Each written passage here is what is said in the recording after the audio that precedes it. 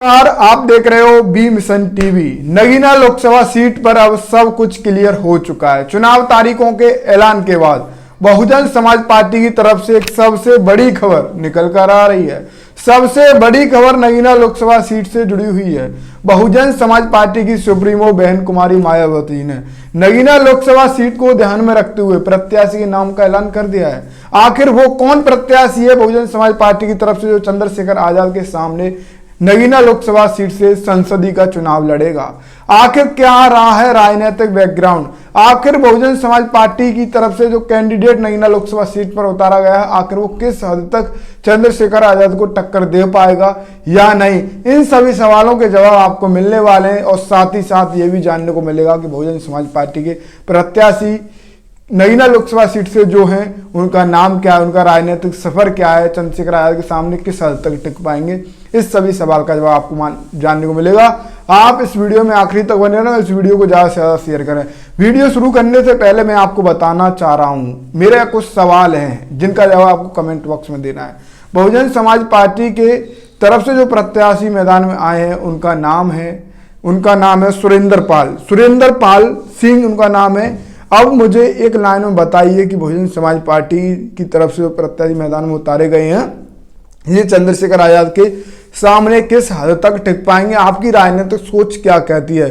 फिलहाल अब हम आपको बताते हैं इनका राजनीतिक सफर क्या रहा है। आखिर चंद्रशेखर आजाद के सामने किस हद तक ये प्रत्याशी टिक पाएंगे, ये हम अपना राजनीतिक अपने सोच हम आपको बताएंगे, अपना विश्लेषण बताएंगे कि चंद्रशेखर आजाद के सामने किस हद तक टिक पाएंगे और बहुजन समाज पार्टी ने सुरेंद्र सिंह पाल को ही चंद्रशेखर आजाद के सामने क्यों मैदान में उतारा है। आप भी अपने सवाल अपने जवाब कमेंट में, हमारे सवालों के जवाब कमेंट में दीजिए, हम भी कुछ बातें आपसे कर लेते हैं। फिलहाल वीडियो शुरू करते हैं। नगीना लोकसभा सीट पर बहुजन समाज पार्टी की हाईकमान ने सुरेंद्र पाल सिंह के नाम पर मोहर लगा दी है। सबसे बड़ी खबर हम आपको बताने जा रहे हैं। बहुजन समाज के तमाम लोग उम्मीद और बहुजन समाज पार्टी की तरफ ये लगाए बैठे थे कि बहुजन समाज पार्टी कुछ ना कुछ क्लियर जल्द से जल्द करे और मायावती ने अब बिल्कुल सब कुछ क्लियर कर दिया है। नगीना लोकसभा सीट पर बहुजन समाज पार्टी के प्रत्याशी होंगे सुरेंद्र पाल सिंह के राजनीतिक सफर की बात करें तो बहुजन समाज पार्टी के हाईकमान ने नगीना लोकसभा सीट से सुरेंद्र पाल सिंह को टिकट फाइनल किया है।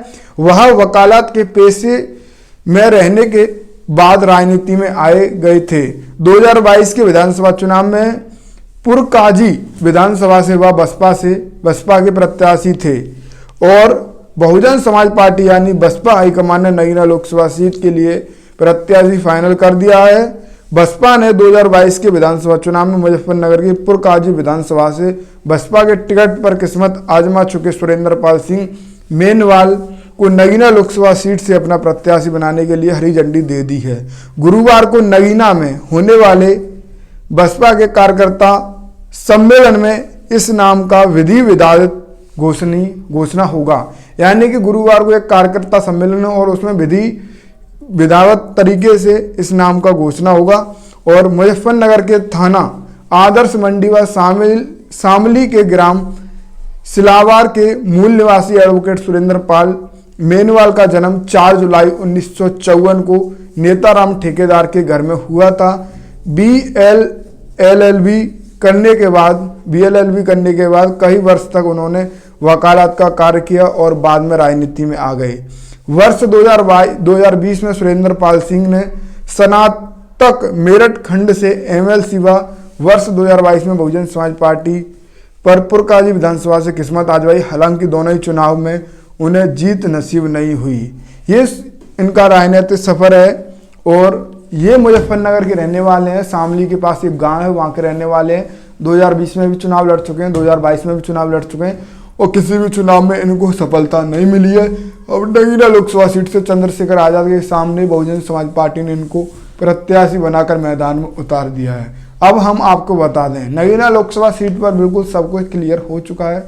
नगीना लोकसभा सीट पर कौन प्रत्याशी किस पार्टी से मैदान में आए, ये सब कुछ क्लियर हो चुका है।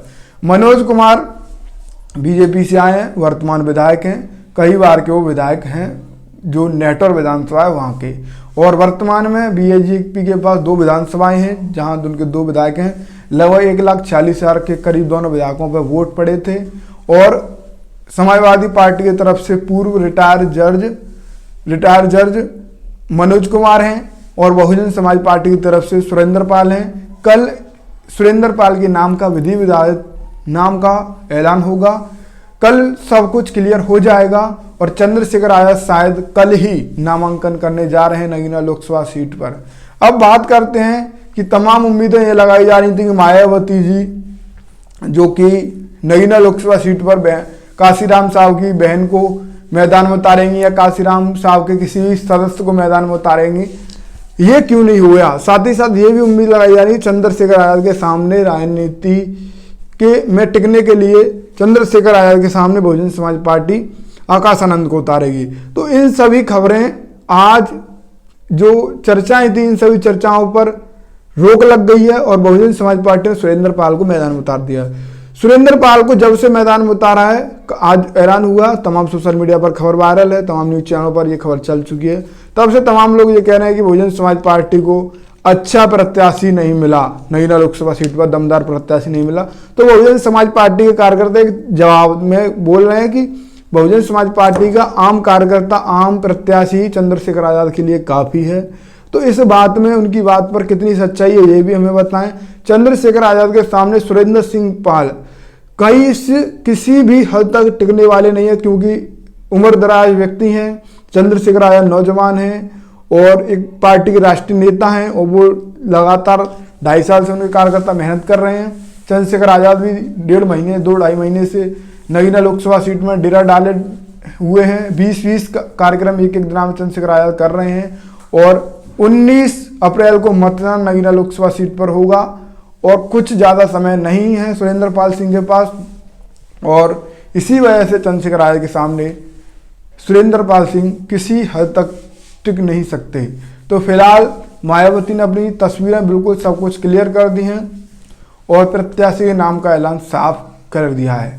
फिलहाल तमाम उम्मीदें ये थी मायावती इतना लेट कर रही हैं तो कहीं ना कहीं चंद्रशेखर आजाद को कोई समर्थन ना कर दें। तो आज सब कुछ क्लियर हो गया है। बीएसपी से सुरेंद्र सिंह पाल, आजाद समाज पार्टी से चंद्रशेखर आजाद, मनोज कुमार समाजवादी पार्टी से, बीजेपी से ओम कुमार। तो ये 4 नाम हैं। इन चारों नामों में नगीना लोकसभा सीट किसको सबसे ज़्यादा वोट देकर सदन में पहुंचाती है, ये देखने हुआ। फिलहाल हम नगीना लोकसभा सीट की हर छोटी बड़ी खबर पर नज़र बनाए हुए हैं, क्योंकि नगीना लोकसभा सीट बहुजन समाज के लिए काफ़ी ज़्यादा महत्वपूर्ण सीट है। फिलहाल आप क्या सोचते हो इस पूरी खबर पर, आप अपनी राय कमेंट में देना। आप देख रहे थे B mission TV. B mission TV को फॉलो करें, बी मिशन टीवी को आर्थिक रूप से मजबूत करें। बी मिशन टीवी आपका अपना चैनल है। जय भीम, जय भारत। वीडियो आखिरी तक देखने के लिए आप सभी का तहे दिल से धन्यवाद।